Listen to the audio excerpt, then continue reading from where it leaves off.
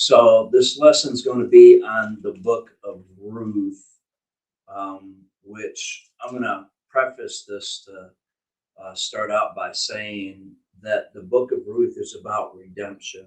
It's about Christ coming and redeeming us. It's a foreshadowing of. If you're going to read the Bible, we need to interpret it properly, and that's what the book of Ruth is about. First, Ruth is a Moabite. It illustrates that God's redemptive plan extended beyond that of only the Jews, but to the Gentiles. Secondly, Ruth demonstrates that women are co heirs with men of God's salvation of grace.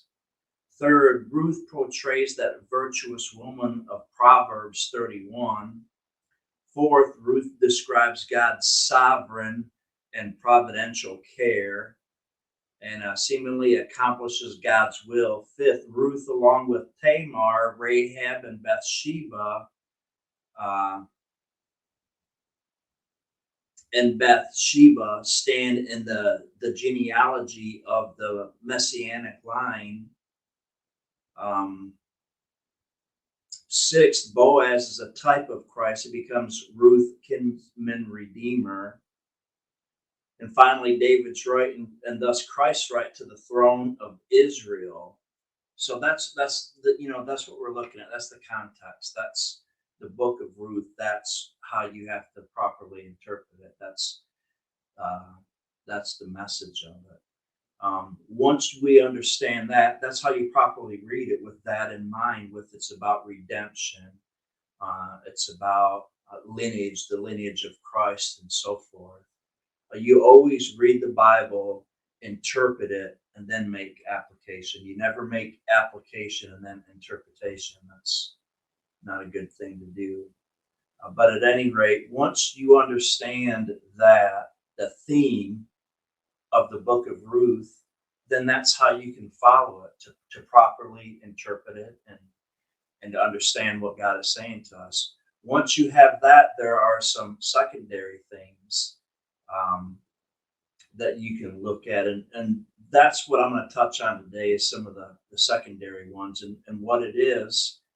And to me, it would be a travesty to overlook this, but it's about how a man and a woman can come together in the purest way.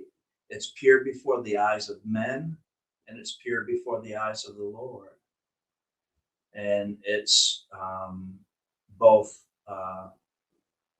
Ruth and Boaz. So just to sort of set the stage, that's what I wanted to get out there, so that you'll understand that I'm going to take big strides here, because I'm going to read just through most of it, and then some of the areas that I really want to focus in on, that's what we're going to kind of stop at and expound on. So to start off, the book of Ruth, verse 1, chapter 1. Now it came about in the days when judges governed, that there was a famine in the land, and a certain man of Bethlehem of Judah went to sojourn in the land of Moab, and his wife and his two sons. The name of the man was Elimelech, and the name of his wife Naomi. The name of his two sons were Mahlon and Chilion, however you pronounce it, Euphrates of Bethlehem in Judea. Now they entered the land of Moab and remained there. Then Elimelech, Naomi's husband, died, and she was left with her two sons.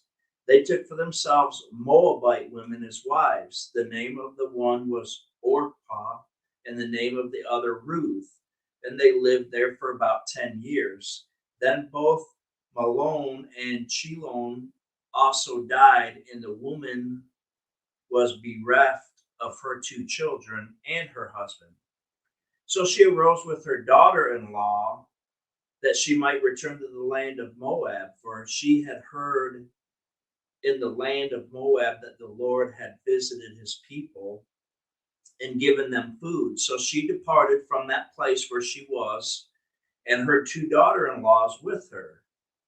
And when they went on the way to return to the land of Judah, and Naomi said to her daughter-in-laws, "Go, return each of you to her mother's house.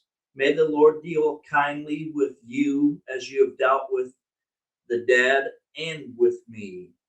May the Lord grant that you may find rest, each in the house of her husband."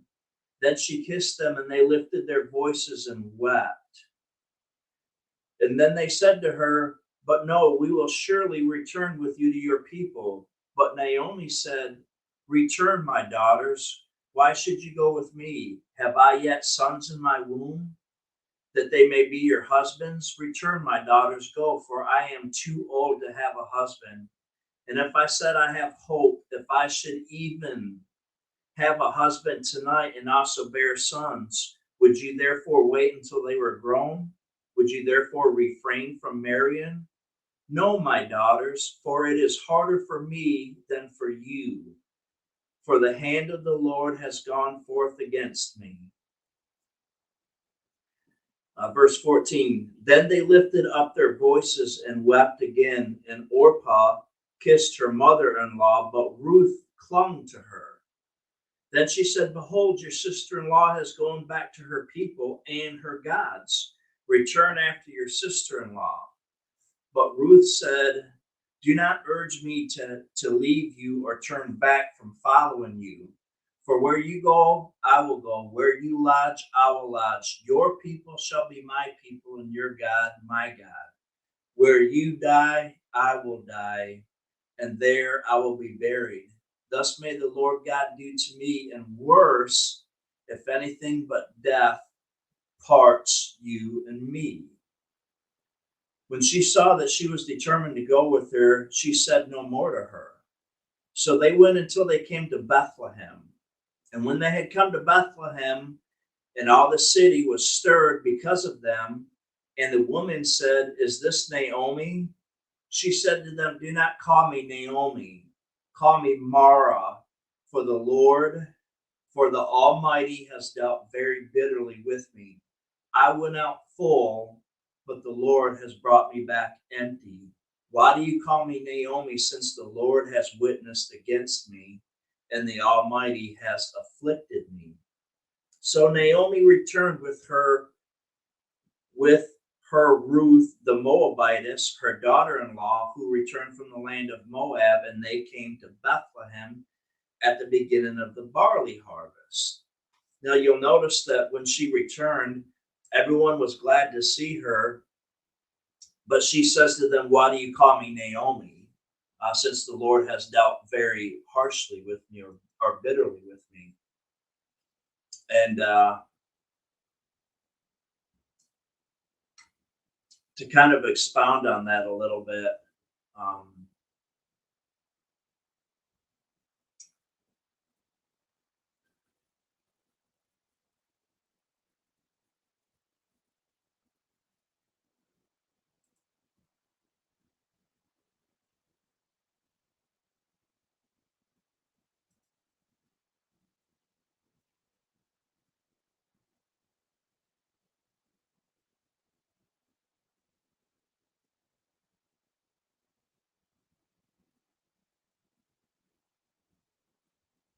the name Naomi means pleasant, but Mara means bitter. So she left Bethlehem with a husband and two sons. Now she came back without any of them. Um, so that's why she makes the statement, "Don't call me Naomi, but call me Mara," um, because she was bitter. She felt like the Lord had taken her husband and sons, and had dealt with her in that way. That's why she said to the people, "Why do you call me? Don't call me Naomi, call me Mara, for the Lord has dealt very bitterly with me." So you could hear it in Naomi's voice, um, that she wasn't in a good place. She went to a land, to Moab, with both her husbands and sons, and she come back without any of them. But the striking thing is that when she said, um, I went out full, and the Lord has brought me home again empty. Why do you call me Naomi, since the Lord has testified against me and the Almighty has afflicted me? The thing is that Ruth was standing right by her side, so she didn't necessarily come home totally empty. She was empty from her having her husband and her two children, but she had a daughter-in-law that would stick to her closer than seven sons, and you'll see that at the end of this lesson. So you can see there that she's a little distraught from the loss of her husbands and sons, and now she's returned basically empty-handed. Um, so we pick up in verse 2. It says, Now Naomi had a kinsman of her husband, a man of great wealth, of the family of Elimelech, whose name was Boaz.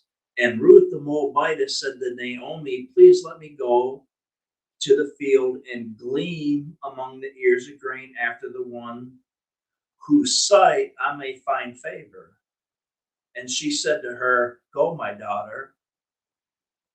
So Ruth departed and went and gleaned in a field after the reapers. She happened to come to the portion of the field belonging to Boaz, who was of the family of Elimelech. Now, behold, Boaz came from Bethlehem and said to the reapers, May the Lord be with you. And they said to him, May the Lord bless you. Then Boaz said to his servants who was in charge of the reapers, Whose young woman is this? The servant in charge of the reapers replied, She is the young Moabite woman who returned with Naomi from the land of Moab. And she said, Please let me glean and gather after the reapers among the sheaves. Thus she came and remained from morning until now. She has been sitting in the house for a little while.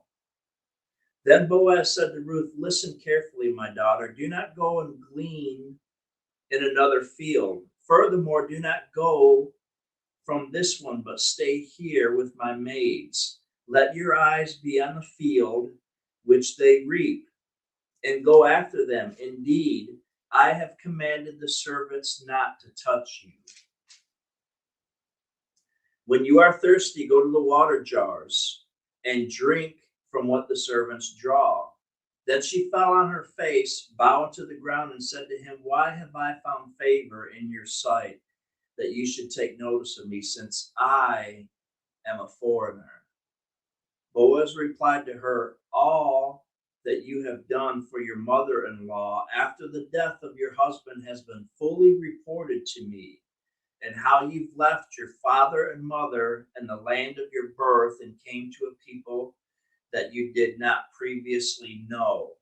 May the Lord reward your work, and your wages be full from the Lord, the God of Israel, under whose wings you have come to seek refuge.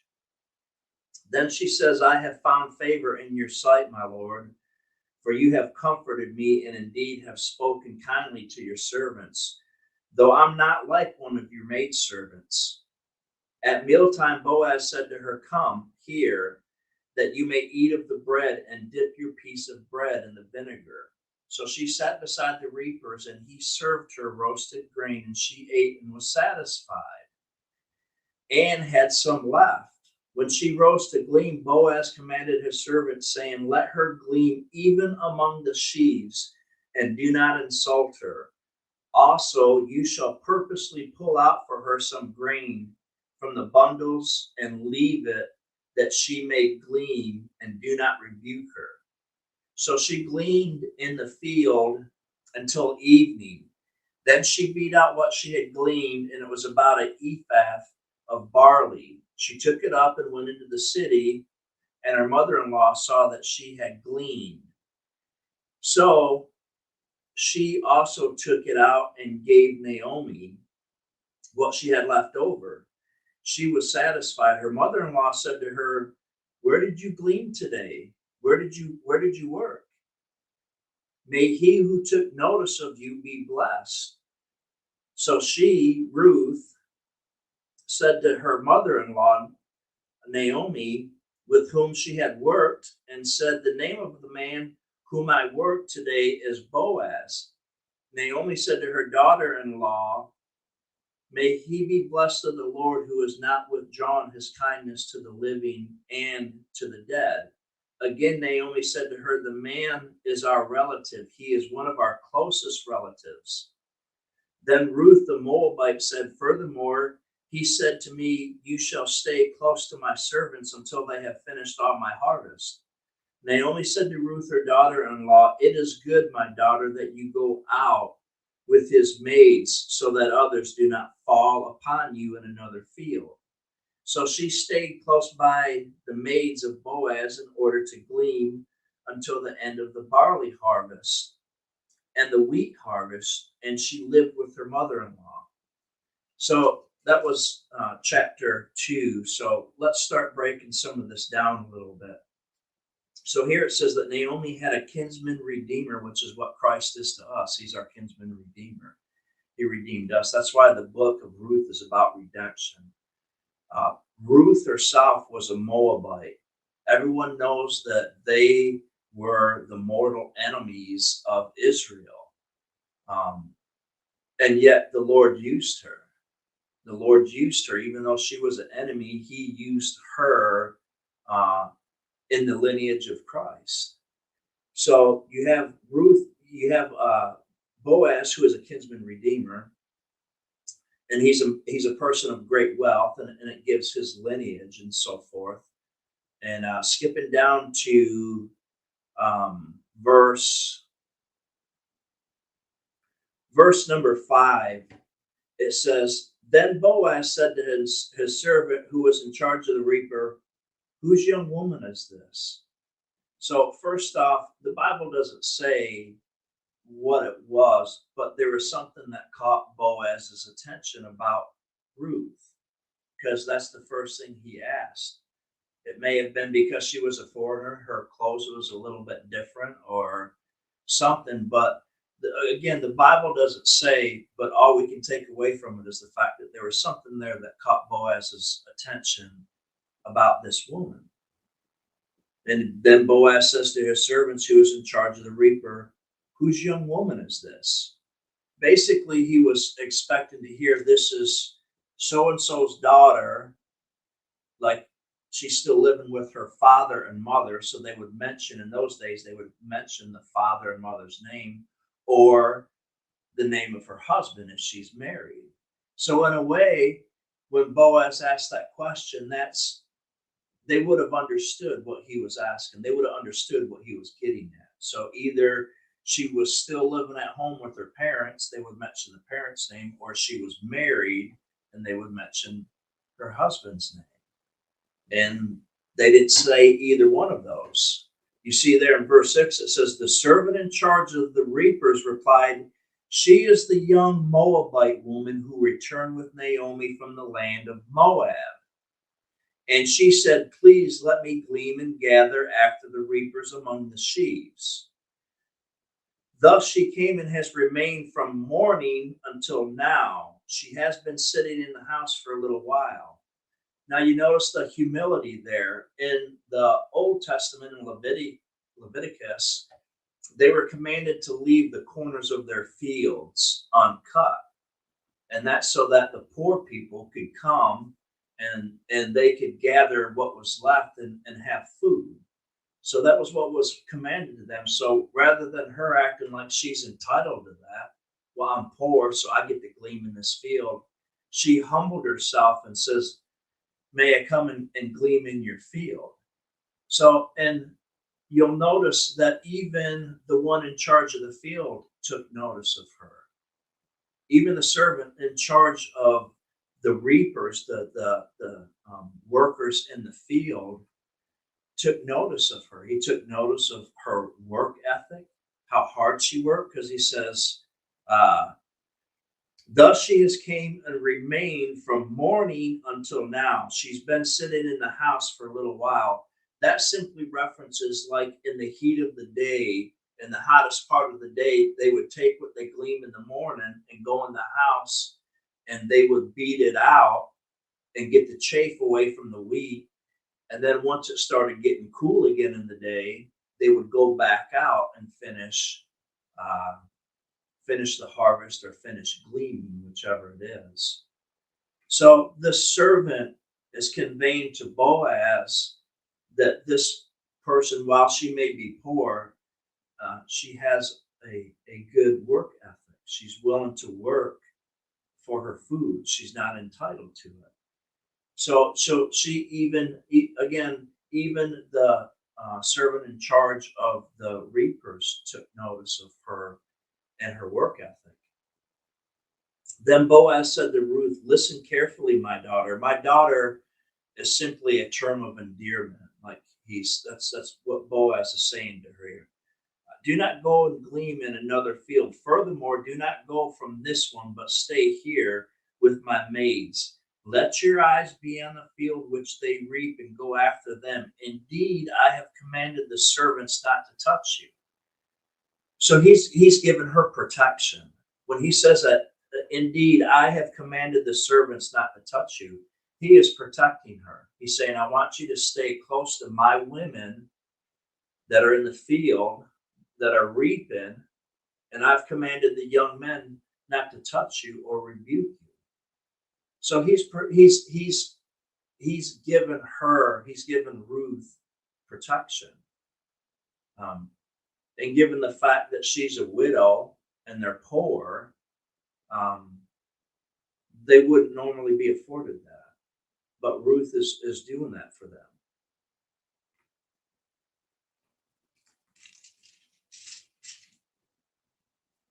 When you are thirsty, go to the water jars and drink from what the servants draw. Then she fell on her face, bowing to the ground, and said to him, Why have I found favor in your sight, that you should take notice of me, since I am a foreigner? You notice her humility there.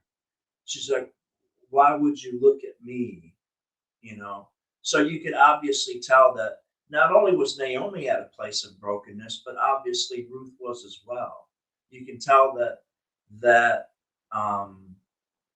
their maybe self-awareness, if you want to say that, or their self-image, I guess would be a better way to put that, is one that is a little lowly, because she says that to him.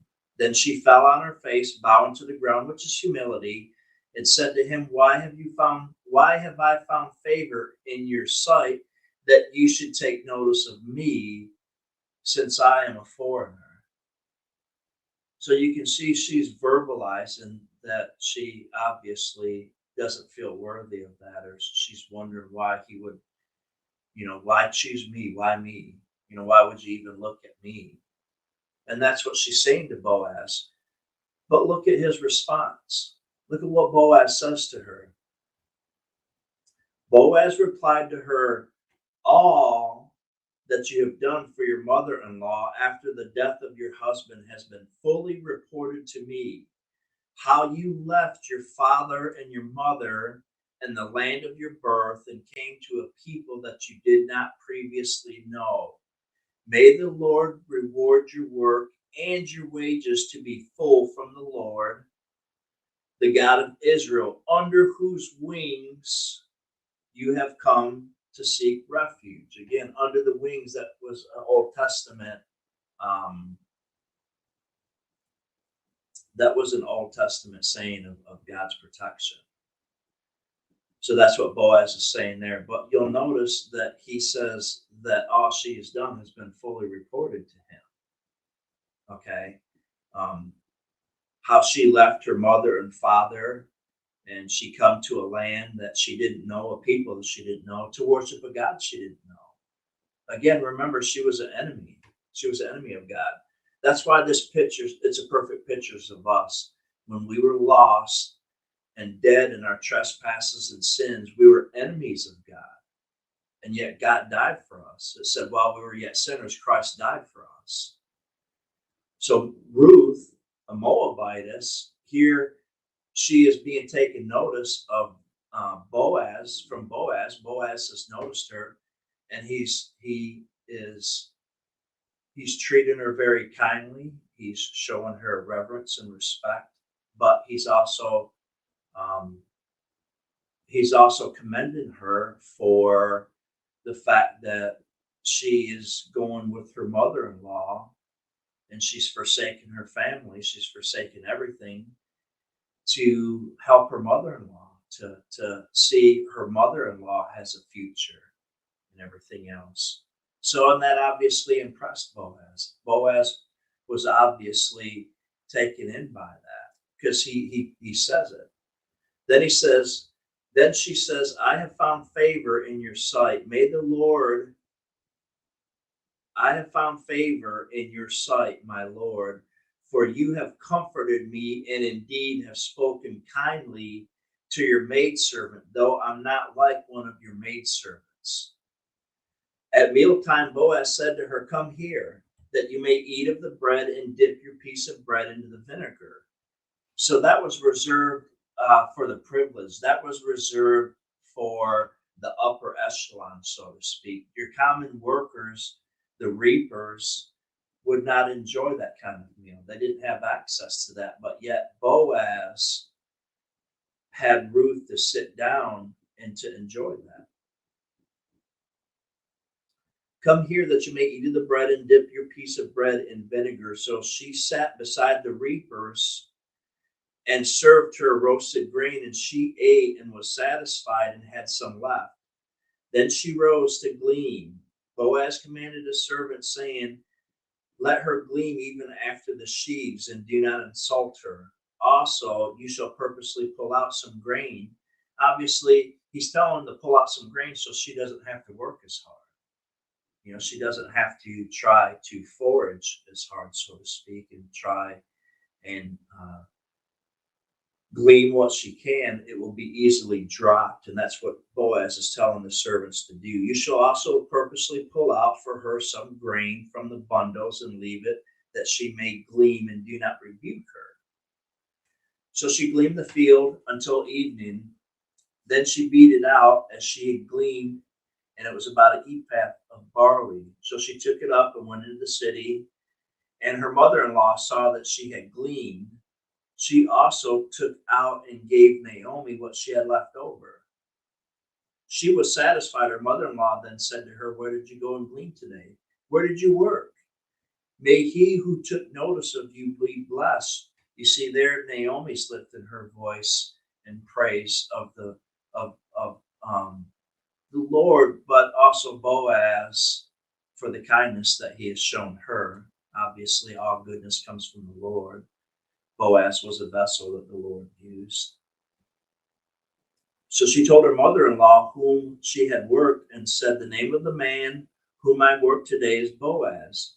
Naomi said to her daughter-in-law, may he be blessed of the Lord, he who has not withdrawn his kindness to the living and the dead. That's referring to her husband and sons. Again, Naomi said to her, the man is our relative. He is one of our closest relatives. Then Ruth the Moabitess said, furthermore, he said to me, you shall stay close to my servants until they have finished all my harvest. Naomi said to Ruth, her daughter-in-law, it is good, my daughter, that you go out with his maids, so that others do not fall upon you in another field.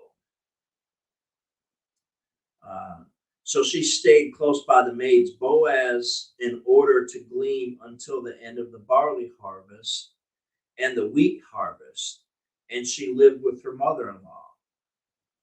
So chapter 3, then Naomi, her mother-in-law, said to her, my daughter, shall I not seek security for you, that it may be well with you? Now is not Boaz our kinsman, with whose maids you were? Behold, he winnows barley at the threshing floor tonight. Wash yourself, therefore, and anoint yourself, and put on your best clothes, and go down to the threshing floor. But do not make yourself known to the man until he has finished eating and drinking. It shall be when he lies down that you shall notice the place where he lies. And you shall go and uncover his feet and lie down. Then he will tell you what you shall do. She, Ruth, said to her, Naomi, all that you say, I will do. So Naomi is instructing her uh, daughter-in-law how to basically properly approach Boaz, how to make herself known to him, that she's interested in him. And again, this is the secondary point about the book of Ruth that I was trying to make, and it is about pursuing a wife with integrity and uprightness and purity, again in a way that honors the Lord. So here,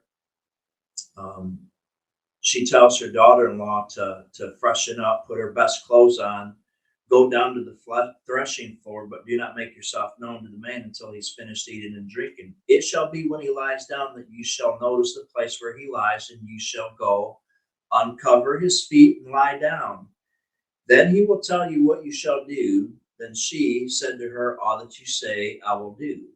So she went down to the threshing floor and did according to all that her mother-in-law had commanded her to. When Boaz had eaten and drunk, and his heart was merry, he went to lie down at the end of the heap of grain. And she came secretly and covered his feet and laying down. And it happened in the middle of the night that the man was startled and bent forward, and behold, a woman was lying at his feet. He said, who are you? And she answered, I am Ruth, your maid. So spread your covering over your maid, for you are a close relative. Then Boaz, said, may you be blessed of the Lord, my daughter, that you have shown your last kindness to be better than the first by not going after young men, whether poor or rich. Now, my daughter, do not fear. I will do for you whatever you ask. For all my people in the city know that you are a woman of excellence or a woman of virtue, depending on if you have a King James version or NASB or whatever. Now it is true, I am a close relative. However, there is a relative closer than I. Remain this night, and then morning comes. If he will redeem you, good, let him redeem you. But if he does not wish to redeem you, then I will redeem you as the Lord lives. Lie down until morning. She laid at his feet until morning and rose before one could recognize another, meaning it was so dark. It was still dark, so dark you could recognize one from another. So you can recognize one from another. And he said, let it not be known that the woman came to the threshing floor.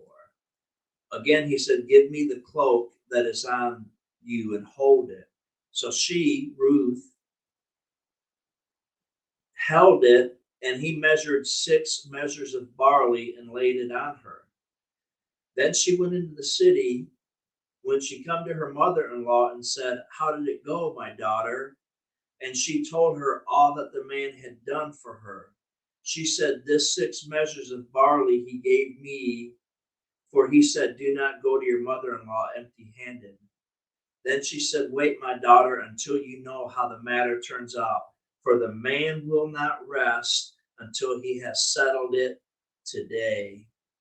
Now, let's start breaking this down, because there's a lot I want to get to here. So it starts off in verse 3. It says, Naomi, her mother-in-law, said to her, my daughter, shall I not seek security for you, that it may be well with you? Now is not Boaz our kinsman, with whose maid servants you were? Behold, he winnows barley at the threshing floor tonight. Wash yourself, therefore, and anoint yourself, and put on your best clothes, and go down to the threshing floor. But do not make yourself known to the man until he has finished eating and drinking. It shall be when he comes down that you shall notice the place where he lays, and you shall go and uncover his feet and lie down. Then he will tell you what you shall do. And she says, all that you say I will do. Verse 6, so she went down to the threshing floor and did all according to her mother-in-law commanded her. When Boaz had eaten and drank and his heart was merry, he went to lie down at the end of the heap of grain. And she came to him and uncovered his feet and laid down. It happened in the middle of the night that the man was startled and bent forward, and behold, a woman was lying at his feet. He said, who are you? And she answered, I am Ruth, your maid. So spread your covering over your maid, for you are a close relative. So here, when she says, so spread your covering over your maid, she's basically, she is proposing to Boaz is what she's doing. In the old days, when a Jewish couple got married, that's what the man would do, was take like his shawl and cover his bride. That was to show that she was under his care and his leadership in his household. And let me say this very clearly, that the Bible talks about women submitted unto their husbands. Their husbands are the only man that they submit to in that way, though. They don't submit to another man like that at all. There are many religions out there that will teach that they submit to all men like that. But the Bible is clear that women are co-heirs with us. So you don't submit unto every man like that. You give them reverence when reverence is due and fitting and everything. But it's your husband that you submit unto like that, not other men. That's just kind of a side point. I just want to make that clear because I have nothing to do with this. But it was a good place to say that.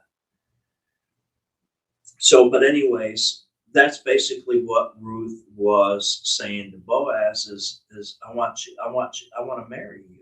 That's what she was telling him. And he understood it fully, and you can tell by his response.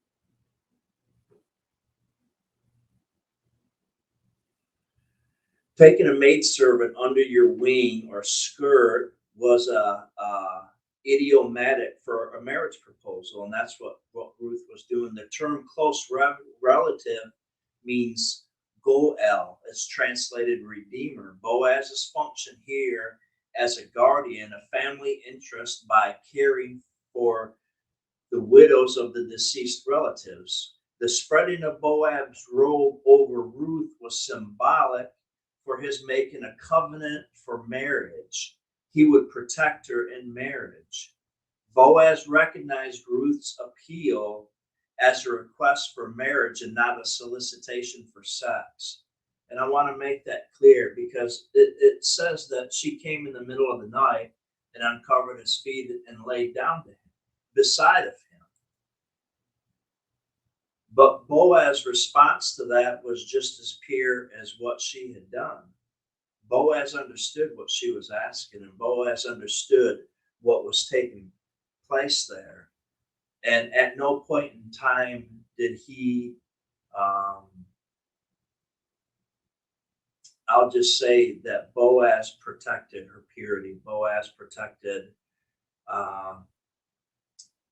he protected her, even though she obviously was married before, so she's not a virgin or anything like that, but he still protected her integrity, and it's very clear about that. He never once did he didn't say to her, well, hey, we're going to get married, so we're both lying down here, or anything along those lines. He protected her. And you notice it's not just here. Boaz has been protecting her all along. If you remember in verse 2, in verse 2, in our chapter 2, verse 9, he says, let your eyes be on the field which they reap and go after them. Indeed, I have commanded the servants not to touch you. So you see there, Boaz was protecting her this whole time. He was protecting her integrity. He was protecting her from possibly being raped.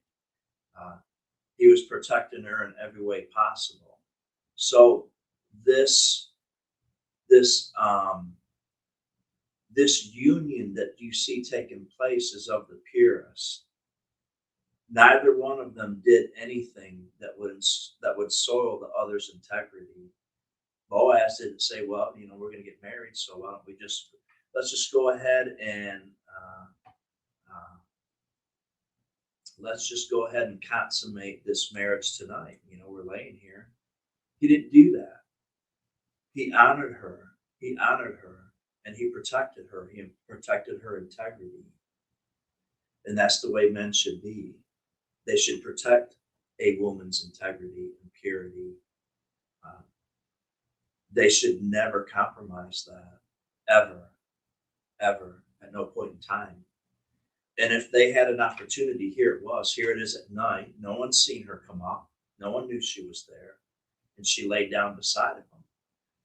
But again, this is what I'm trying to draw out here. This is the point that I'm trying to draw out here, is the purity of these two people coming together.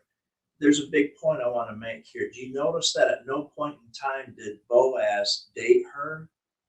He never asked her out on a date or anything. Boaz stood back and he watched her.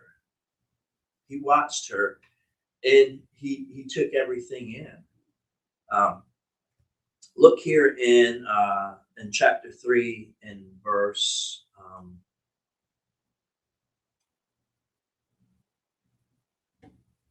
it is verse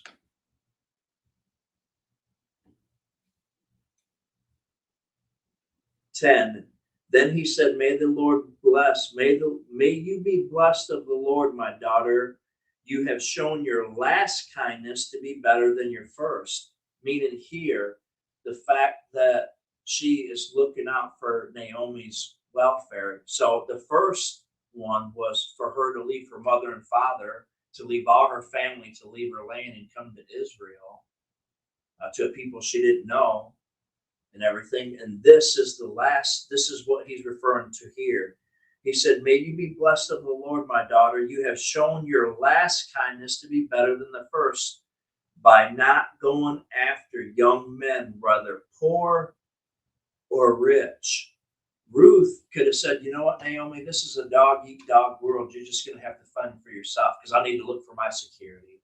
I need to find a man for me and for my security. She didn't do that, though.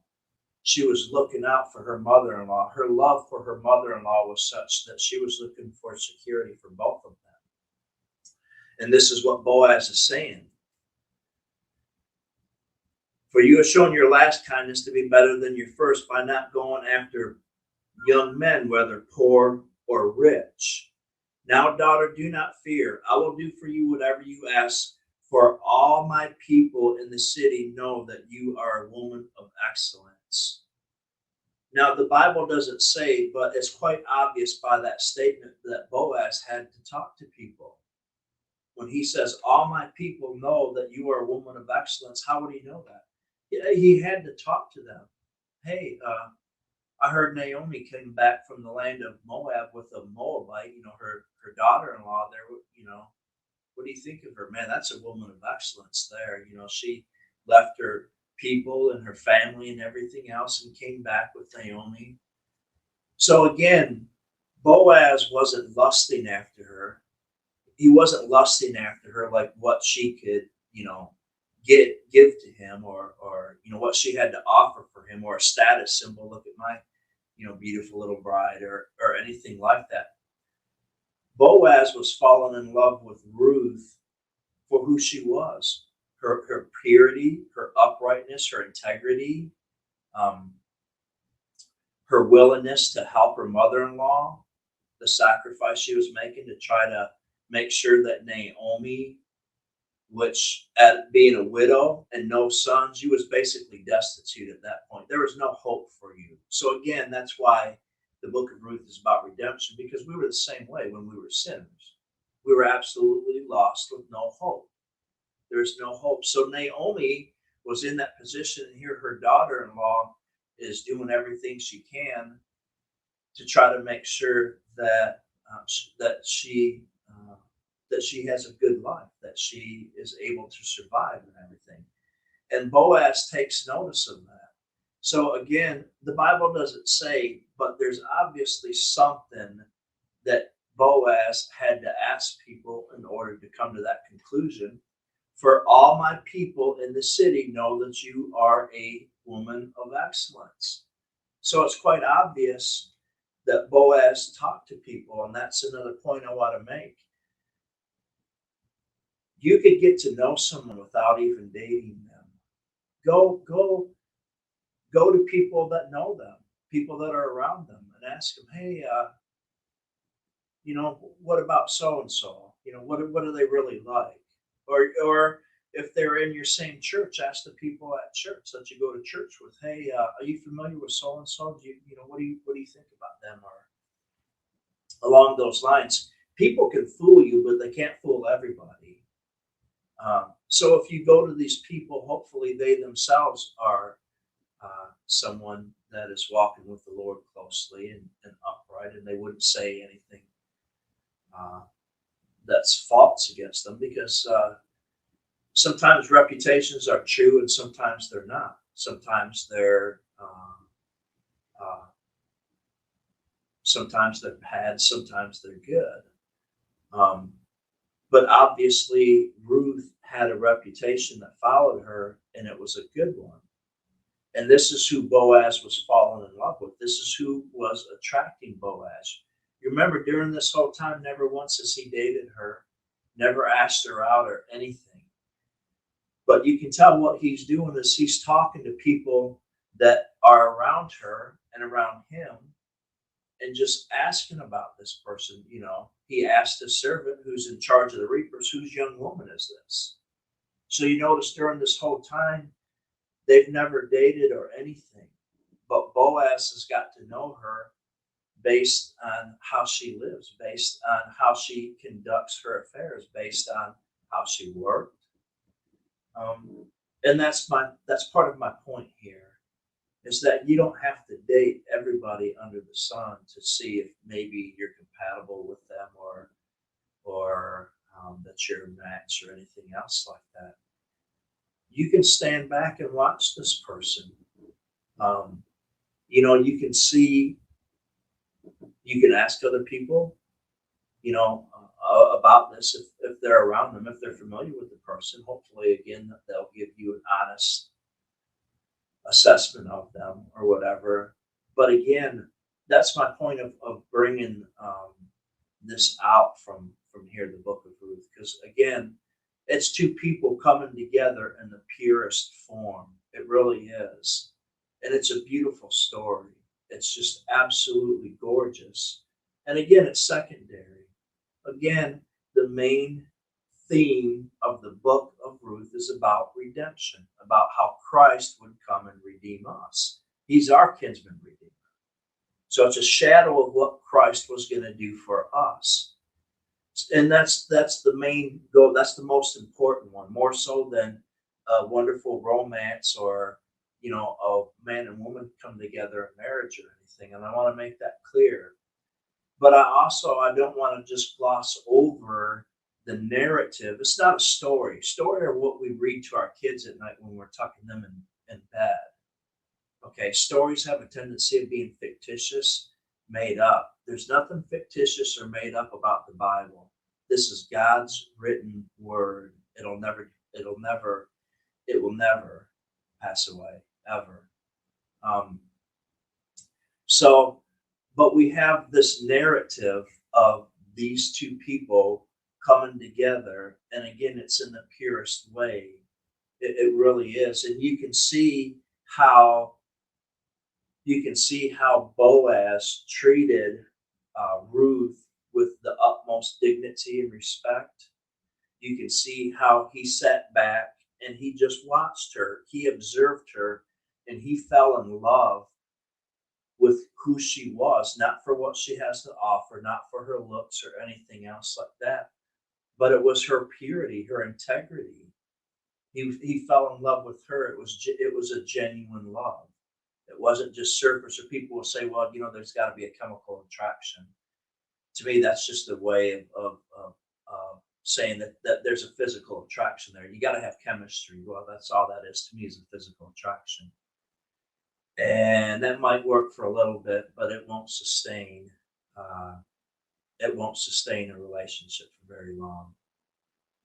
So here again, you see that Boaz made it clear to her that I will do all that you've asked, for all the people of the city know that you are a woman of excellence. Now it is true I'm a close relative. However, there's a relative closer than I. Remain this night, and in the morning comes. If he will redeem you, let him redeem you. But if he wishes not to redeem you, then I will redeem you as the Lord lives. Lie down until morning. So again, there's no impropriety here. He tells her to lie down, and she was still at his feet. So his feet was uncovered, and he covered her. She was covered up. There was no, at no point in time were they interested in committing any kind of sexual immorality. Never once did Boaz try to get her to compromise or anything else, nor did she get Boaz to compromise. They had the utmost respect and dignity for each other. They never once compromised anything in this courtship, So again, that was what I wanted to bring out here, was the purity of how Boaz and Ruth came together. It's the purest form. I mean, to me, it's one of the most beautiful narratives of this happening. It's just the way I want to describe it is like it's like two dancers, and they're just dancing this beautiful, eloquent dance, and they're slowly coming together, and that's exactly what took place here. But again, and it was in the purest way, and the Lord blessed it. I'm not going to read all of this because there's only a little time left. It says, so Boaz took Ruth, and she became his wife, and he went into her, and the Lord enabled her to conceive, and she gave birth to a son. Then the woman said to Naomi, blessed is the Lord, who has not left you without a redeemer today, and may his name become famous in Israel. May he also be to you a restorer of life and a sustainer of your old age. For your daughter-in-law loves you and is better to you than 7 sons has given birth to him. So Ruth was making it clear to Naomi that she's been better to her than 7 sons, because she made sure that Ruth would be that Naomi would be taken care of, and that's what Ruth was saying. So again, when you read that narrative, and there's a lot more that I didn't get into. I skipped a lot. There's just too much there to get into. But when you look at how Boaz treated Ruth, it was with the utmost dignity and respect. Never once did he get her to compromise her walk or her stand or anything. He treated her well. Never once was she trying to elicit sex from Boaz by uncovering his feet and laying there. She was simply reaching out to him as being the next kinsman, the kinsman redeemer for her. And she was, in the purest way, proposing to him, and he accepted it. So again, my point of going through that whole thing was to show that you don't have to date everybody. You can sit back and you can observe someone. You can talk to people around them. You can get to know that person first before you ever even date them. Obviously, there's blind dates and things like that, or if you're meeting people online, there's nothing wrong with that. The Lord has brought many people together in many ways. I'm not dogmatic about this and saying if you don't go about finding a husband or wife this way, you did it wrong. I'm not saying that at all. I'm not dogmatic about that. The only things I'm dogmatic about is Christ dying on the cross. He rose again on the third day, and he's seated at the right hand of God the Father. The things that the Bible is dogmatic about I'm dogmatic about, but not this. I'm just simply trying to show people how you can, in a pure way, observe someone. And if it's somebody who you're interested in, you can pursue them. Boaz pursued Ruth in the purest way. As a man, that's what I want to do. If I'm attracted to someone, I want to pursue them. I don't want them to pursue me. God has designed men to do that. That's let me take the rejection. I know in this case, Ruth did. She was putting herself out there to be rejected, but that should be the man.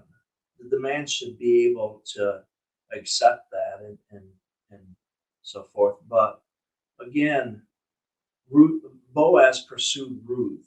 He pursued her because he came to like this person he was seeing by her actions, by her work ethic, by other people that he talked to that was familiar with her and said the same thing that everyone else was saying. She's a woman of excellence. She's a virtuous woman. So you can stand back and observe someone, and and you can have an attraction to them and not awaken that at least until maybe you guys start dating or whatever it may be. But again, that was the point of me bringing this out, was to say that um, you don't have to date everybody in the sun to find out if you're compatible with them or not. You know, if you're around them in church or something like that, someone you go to church to, again, you can lean on people there. Um, people around them, if you're familiar, if you guys are in the same circles, if you can ask, some of their friends or whatever it may be, um, and you can just get to know this person in that fashion. So rather than always coming away heartbroken, uh, it's if you start dating a bunch of people, what I would compare that to is if you went out to a flagpole and it's 0 degrees out, freezing out, and you stick your tongue to that flagpole, you're not going to be able to come away from that flagpole without leaving your skin on there. Okay. And dating's the same way. You start dating, it's hard to come away from there and not be hurt. It's hard to come away from that relationship, even if the breakup was amicable, and not feel somewhat hurt.